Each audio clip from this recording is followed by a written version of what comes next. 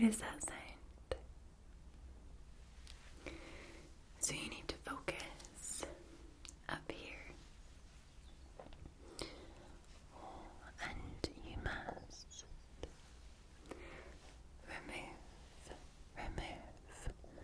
remove all distractions.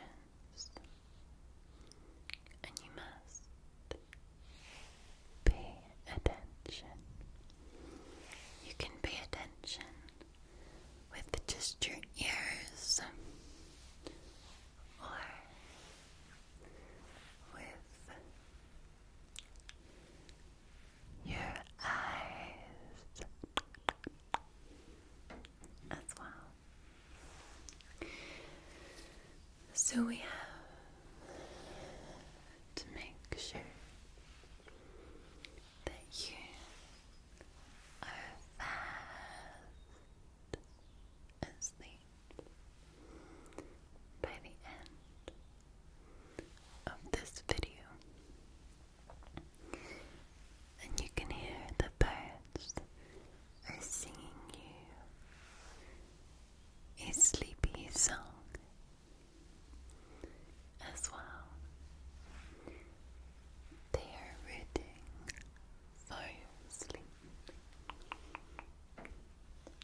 Okay, pay close attention,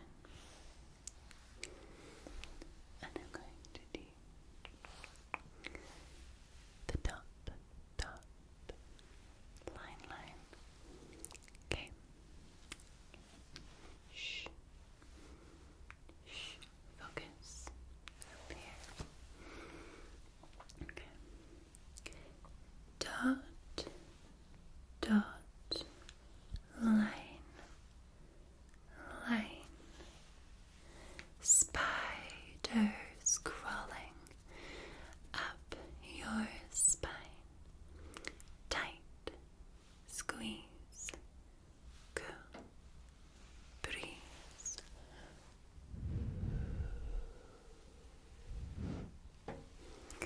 Crack an egg on your head, and now you've got shiveries.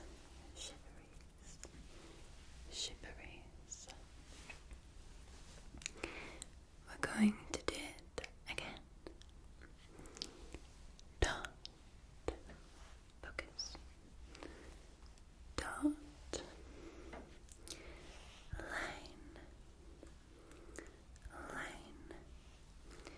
Spiders crawling up your spine.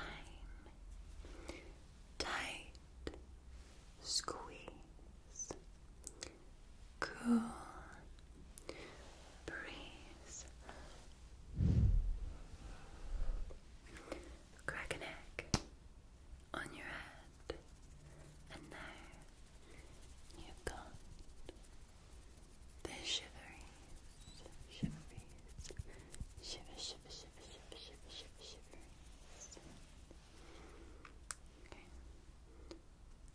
Okay. Focus.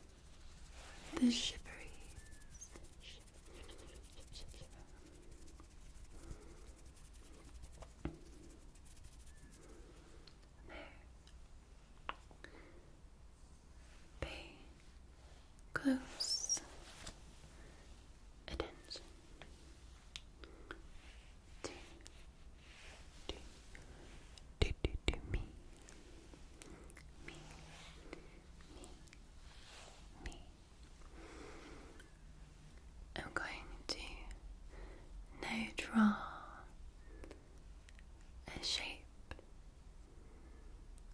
on your back, and you've got to guess what it is. I swear I can hear geese outside. They're going quack, quack, quack, quack. They don't really quack though, do they?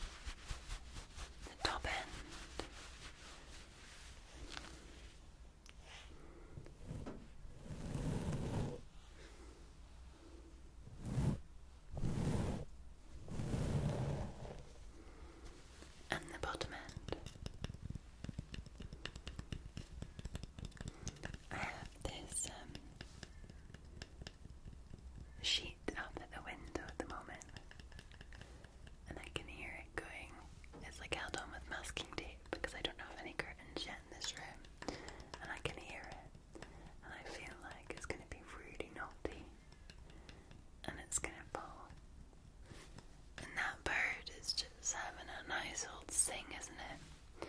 It's like, I don't know what it's calling for, but it is singing the song of sleep, okay? We'll roll with that. Okay. So, this item is the Fluffy Duster brush, and as you can tell, it is blue as well. So that's what this one was.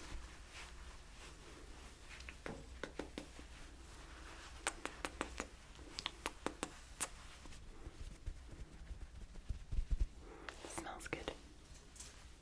I know it's gonna go.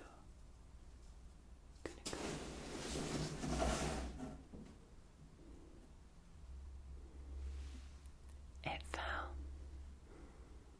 I'm gonna leave that in. I'm gonna leave it in for you.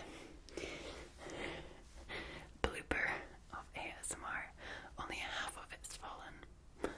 I can't wait to get blinds, I tell you that much. Okay.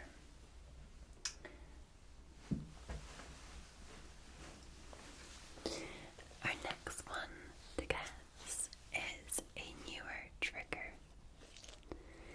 Maybe you have seen this in a few videos.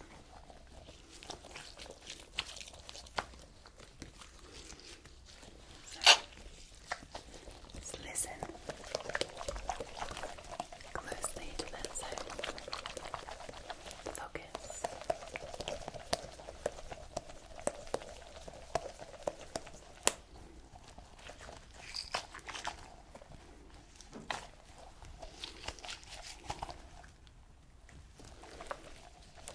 What could this be?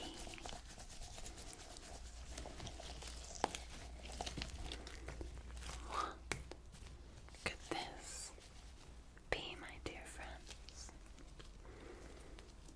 Well, it is none other than the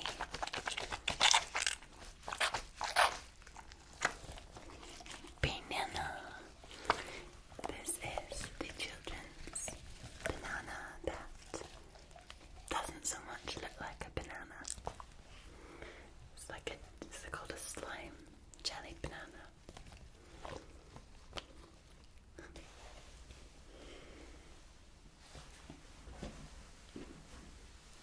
And the final one is much more simple. I've just shown you it. I'm so bad at this game. Okay, well, the final one, pay attention to me, is the paintbrush. We'll just gently brush the microphone.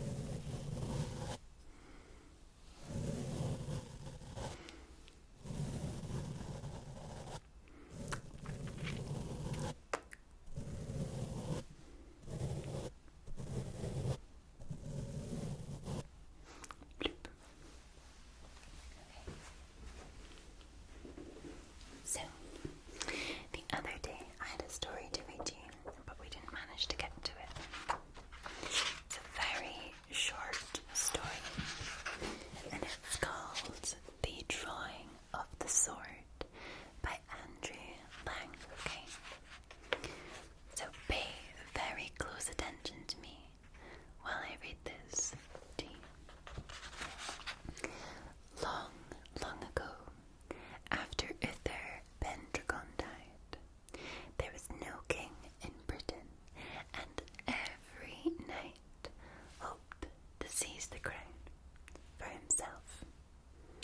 The country was like to fare ill when laws were broken on every side, and the corn which was to give the poor bread was trodden underfoot, and there was none to bring the evildoer to justice.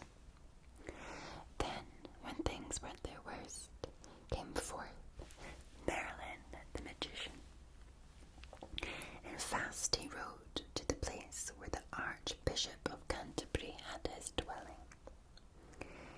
And they took counsel together and agreed that all the lords and gentlemen of Britain should ride to London and meet on Christmas Day.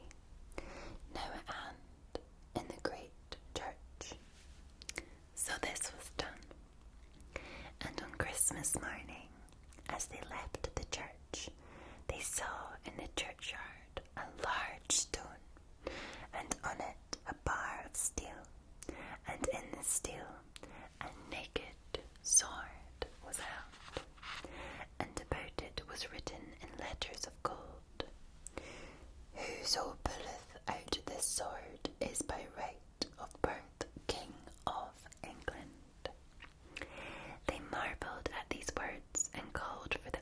archbishop and brought him into the place where the stone stood.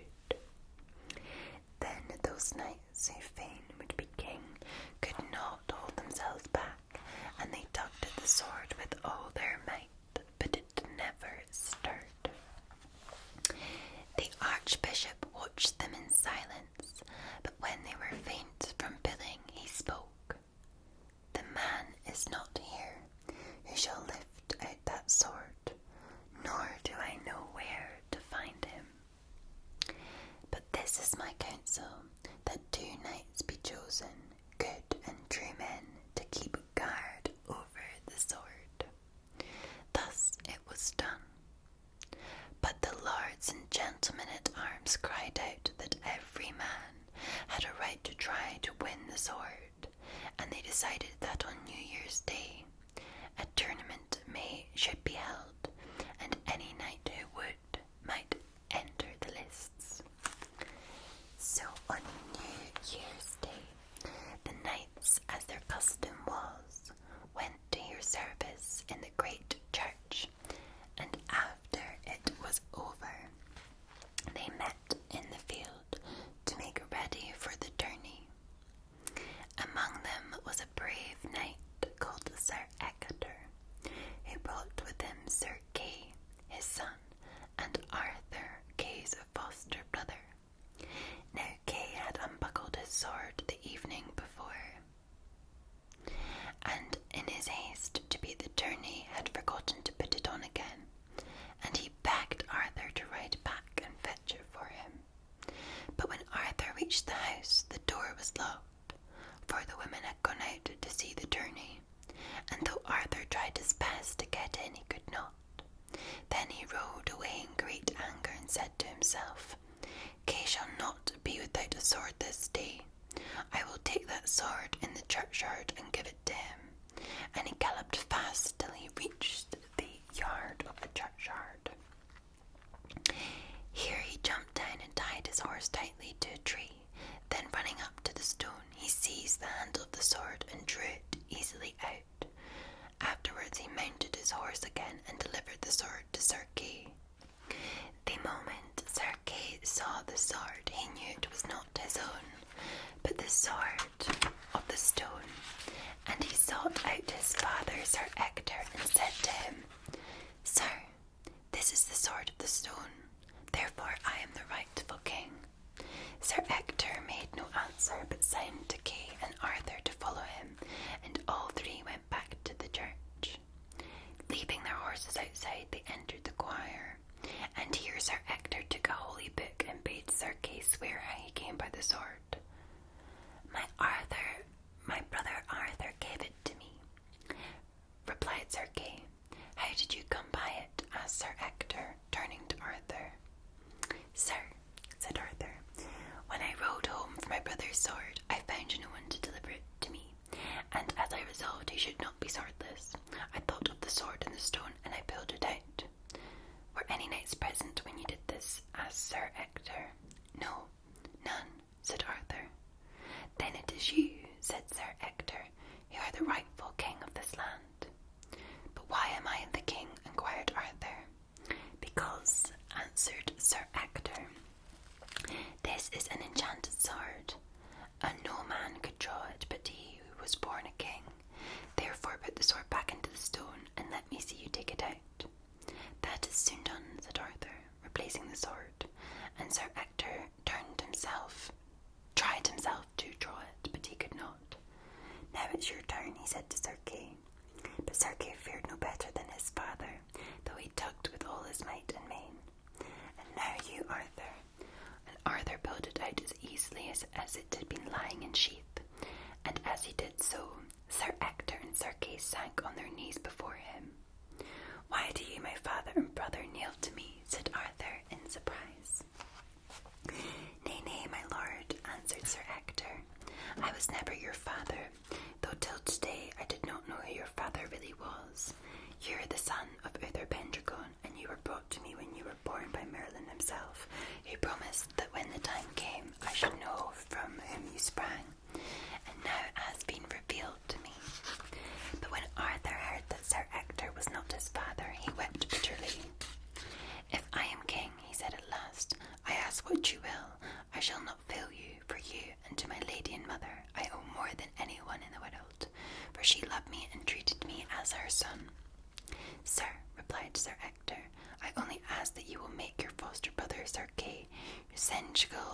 lands.